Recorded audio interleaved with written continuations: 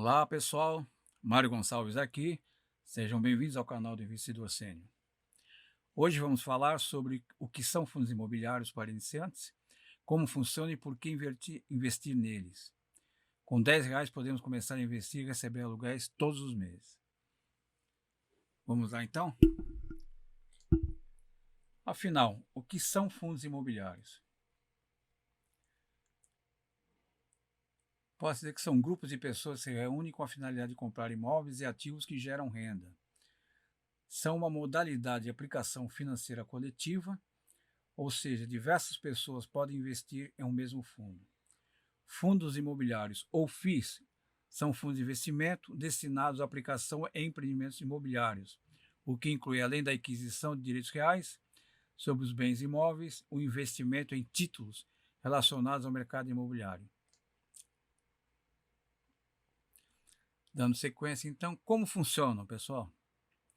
Você sabia que é possível viver com a renda de aluguéis sem ter que comprar um imóvel ou se preocupar com condomínio, reformas e IPTU? Entenda como funcionam os fundos imobiliários, também chamados de FIIs, e comece a investir como profissional. Bom, em primeiro lugar, possui gestor e administrador.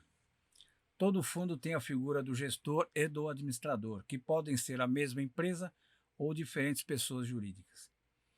O gestor toma as decisões do que fazer com os recursos dos cotistas e devem seguir políticas e objetivos pré-definidos. É o gestor quem seleciona os inquilinos que vão alugar os imóveis ou os papéis que farão parte do portfólio do fundo. O gestor faz alocações e mudanças na composição da carteira do fundo. É uma renda variável. As cotas dos fundos são negociadas na Bolsa de Valores, portanto, são renda variável. Os fundos imobiliários, posso dizer que são menos voláteis do que as ações. Okay? Eles pagam dividendos mensais, os proventos dos FIIs são pagos mensalmente, por isso, o grande interesse dos investidores é em montar uma carteira previdenciária com fundos imobiliários. Semestralmente, são obrigados por lei a distribuir 95% dos resultados. Código ou ticker. As cotas de fundos imobiliários são identificadas no pregão por um código ou ticker, como é comumente chamado.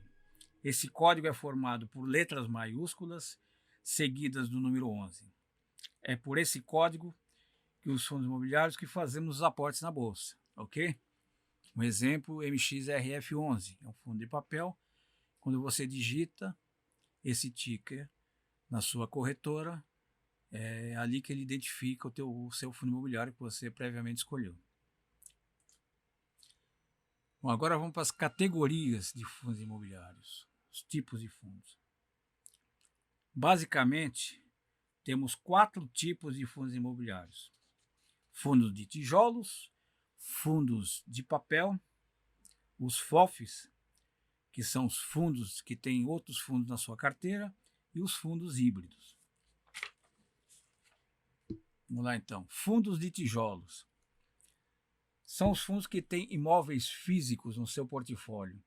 Existem vários segmentos desses fundos, como por exemplo, agências bancárias, lajes corporativas, são escritórios, galpões logísticos e industriais, shopping centers, hotéis, hospitais, entre outros. 2. Os fundos de papel.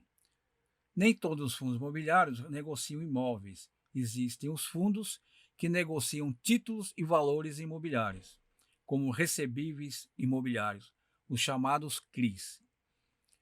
Por exemplo, esses títulos têm que estar ligados ao mercado imobiliário para ser um fundo imobiliário, ok? Número 3, fundos de fundos, ou FOFs. É uma sigla aí em inglês, tá? Funds of Funds, famosos FOFs. Esses são os que possuem outros fundos na carteira. Para quem está começando, pode ser uma forma de diversificar, pois quando você compra uma cota de um FOF, está comprando os fundos que compõem a carteira dele. E 4 e último, os fundos híbridos. São os fundos que não se enquadram em outras categorias. Tem 2 ou mais segmentos na sua carteira, como por exemplo, a fundos que possuem galpões logísticos e lajes corporativas. Ou então outros possuem o CRI, são os recebíveis imobiliários, mais FIIs, que são fundos. Tem outros que têm agências bancárias e lajes corporativas e assim por diante. Pessoal, aqui eu vou colocar agora as vantagens e desvantagens. Pontos positivos, primeiro. Um ponto positivo que eles são obrigados a distribuir 95% dos resultados a cada 6 meses. Tá? De acordo com a Lei 8668/93, existe a obrigatoriedade de distribuição de pelo menos 95% dos lucros apurados em até 30 de junho e até 31 de dezembro. Na prática, como que ocorre? Os fundos pagam mensalmente e quando chega nos meses de junho e dezembro, que pagam os rendimentos referente a junho e julho, referente a dezembro e janeiro, eles fazem um levantamento, calculam os 95% e distribuem sempre vem um pouco a mais nessa época, que é o fechamento do semestre, ok? Os rendimentos são isentos de imposto de renda, isso mesmo. Os rendimentos recebidos mensalmente são totalmente isentos de imposto de renda e continuarão assim mesmo após a reforma tributária do governo, pois ele excluiu da proposta que está circulando no Congresso os fundos imobiliários, ok? Permaneceu só tributação dos dividendos das ações. Fundos imobiliários continuam isentos por enquanto. Devemos observar algumas regras para isenção.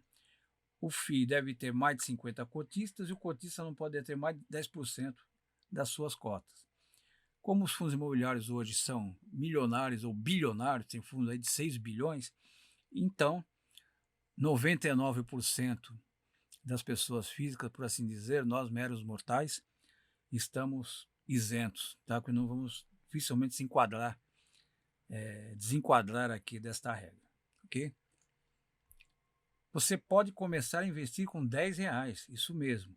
Com R$10 você pode comprar uma cota de ótimos fundos imobiliários e começar a fazer a sua renda passiva, receber aluguéis todo mês. Eu citei um exemplo aqui do MXRF11, não é uma recomendação, tá, pessoal? Na última cotação, ele estava custando R$10,06.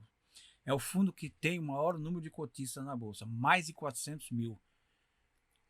A população de Santos, por exemplo, são o número de cotistas desse fundo, tá? Outra vantagem, os custos são diluídos. Os custos dos imóveis, como IPTU, condomínio, reformas, despesas operacionais, entre outros, são divididos entre todos os cotistas. Então, eles ficam diluídos e quando você recebe, já recebe ele líquidos dessas despesas, ok? Mais uma vantagem aqui, liquidez. Exato, você pode vender as suas cotas na hora que você quiser, ou então vender uma parte delas e manter o saldo restante. Um imóvel físico seria impossível de fazer isso. Outro ponto positivo, diversificação. Quando você compra uma cota de um FII, você adquire a diversificação dos ativos desse fundo. Por exemplo, digamos que você comprou a cota de um fundo de shoppings. Você vai ter um pedacinho de cada shopping center que compõe a carteira desse fundo, quando você compra uma cota dele. Entenderam? Bom, agora pontos negativos. Vacância, né? É um ponto negativo. Nós temos que ficar atentos à vacância. Imóvel vago não gera renda e dá despesa de IPTU, condomínio, etc. Esse é um ponto que tem que sempre ficar atentos e acompanhar. Através dos relatórios gerenciais, como anda a vacância e comparar com a vacância onde fica o imóvel. Normalmente nos relatórios aparece a vacância geral daquele local, né? Por exemplo, São Paulo, eu na Paulista, a vacância é 5%. O seu fundo que tem um imóvel lá naquela região está com 3%. Então, está dentro da vacância do mercado, ok?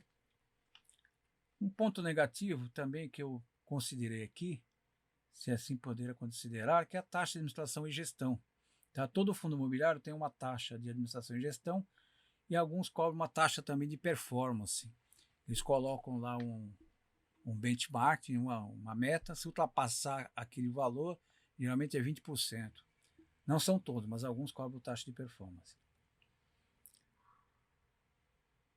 E se a gente comparar, por exemplo, com os REITs, que são os primos dos fundos imobiliários lá nos Estados Unidos, as taxas aqui são bem mais altas, ok?